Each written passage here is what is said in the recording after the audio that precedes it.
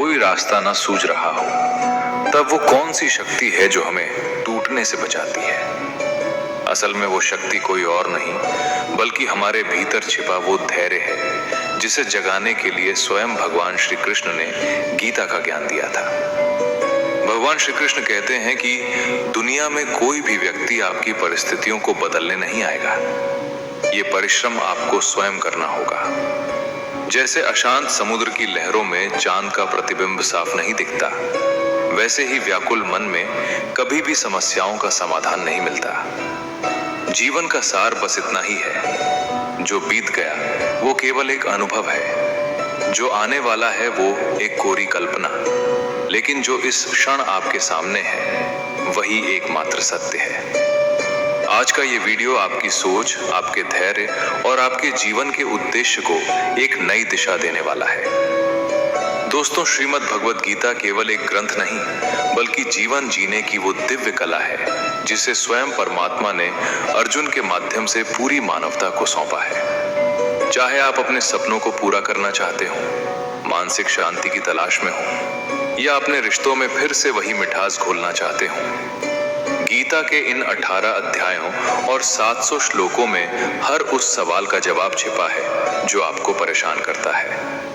हम जानते हैं कि आज की भागदौड़ भरी जिंदगी में हर किसी के लिए इन सभी श्लोकों को विस्तार से पढ़ना कठिन हो सकता है। इसीलिए आज के इस विशेष वीडियो में हम श्रीमद् भगवद गीता के उन चुनिंदा और सबसे महत्वपूर्ण जीवन सूत्रों की चर्चा करेंगे जो आपके जीवन को पूरी तरह बदलने की क्षमता रखते हैं। श्री कृष्ण कहते हैं कि यह ज्ञान एक अनमोल रहस्य है जो आपकी जिंदगी बदल सकता है। जो इसे सुनता है और अपनाता है, उस पर ईश्वर की कृपा बरसने लगती है। मेरा आपसे अनुरोध है कि इस दिव्य यात्रा को शुरू करने से पहले यदि आप भगवान श्री कृष्ण के इन अनमोल विचारों से जुड़कर अपने जीवन में सकारात्मक बदलाव लाना चाहते हैं, तो हमारे इस चैनल को अभी सब्सक्राइब करें और बेल आइकन को दबाएं, ताकि भक्ति और ज्ञान की ये धारा आप तक रोज पहुंचती रहे। अब कुछ पलों के लिए बाहरी दुनिया के शोर को पीछे छोड़ दें। यदि संभव हो तो हेडफोन लगा लें, अपनी आंखें बंद करें और शांत मन से इन अमृत वचनों को अंत तक सुनें। आइए साथ मिलकर अपने जीवन को सफल और आनंदमयी बनाने की ओर कदम बढ़ाते हैं। श्रीमद् भगवद गीता में भगवान श्री कृष्ण अर्जुन को समझाते हुए कहते हैं, हे अर्जुन, इस बात को गहराई से समझो कि ये जो हमारा मन है, ये शरीर का एक ऐसा हिस्सा है जो आंखों से तो नहीं दिखता, लेकिन पूरे शरीर में सबसे ज्यादा ताकतवर यही है। आत्मा और मन दो अलग चीजें हैं। आत्मा इस शरीर रूपी रथ की मालिक है, तो मन उस रथ को चलाने वाला ड्राइवर यानी सारथी है। अक्सर यही मन हमारी इंद्रियों रूपी घोड़ों को गलत रास्तों पर भटका देता है। जब इंसान जवान होता है तो उसके भीतर एक अलग ही जोश और गर्मी होती है, और यही चंचल मन उसे इस धोखे में रख देता है कि वही दुनिया का सबसे शक्तिशाली इंसान है। उसे लगने लगता है कि वो जो चाहे कर सकता है, वो इस दुनिया का राजा है और हर किसी को उसके आगे झुकना ही होगा।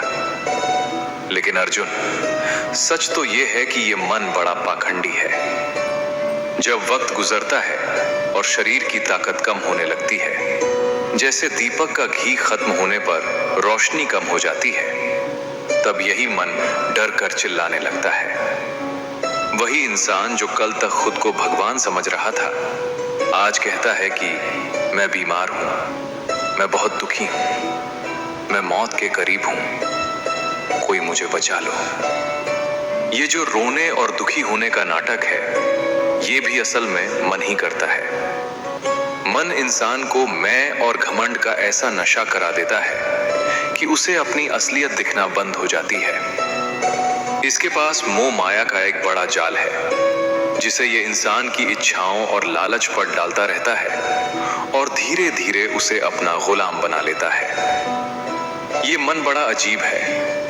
इसे सिर्फ खुशियों से ही नहीं बल्कि अपने दुखों से भी गहरा लगाव हो जाता है। जब खुश होता है तो खुशी के गीत गाता है, लेकिन जब दुखी होता है तो अपने दुख की नुमाइश करना पसंद करता है।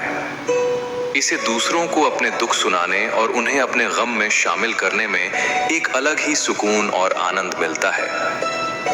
इसलिए हे अर्जुन, हर इंसान के लिए ये बहुत जरूरी है कि वो इस चंचल मन को अपने काबू में करना सीखे।